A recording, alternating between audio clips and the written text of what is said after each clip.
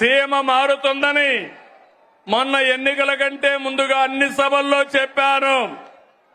మీరు కూడా నా మాట నమ్మలేదు. చరిత్రలో మొట్టమొదటిసారిగా 52 సీట్లకి 40 సీట్లు మనమే గెలిచాం. కూటమే గెలిచింది. భవిష్యత్తులో 52కు 52 మనమే గెలవబోతున్నాం. గెలవాలనా లేదా?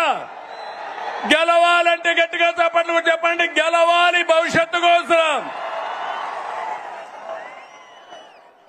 ఒకసారి గతాన్ని ఆలోచించండి. అనంత ఎడారిగా మారే పరిస్థితులు ఉండేటివి. డ్రిప్ ఇరిగేషన్ తీసుకొచ్చాను. సాగునీటి ప్రాజెక్టుల పైన శ్రద్ధ పెట్టి ఎడారి నేలకు జీవం పోసాం. కియా కార్ల పరిశ్రమ తీసుకొచ్చాం. అనంతని దేశంలోనే ఒక బ్రాండ్ గా ప్రమోట్ చేసింది మనమే. అవునా కాదా అని అడుగుతున్నా. తమిళ్లో మళ్లీ ఈరోజు హామీ ఇస్తున్నా.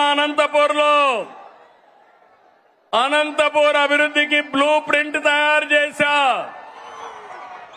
మొన్ననే అందరి నీవ 3850 కోట్లు కృష్ణమ్మని కుప్పం వరకు తీసుకెళ్లాం.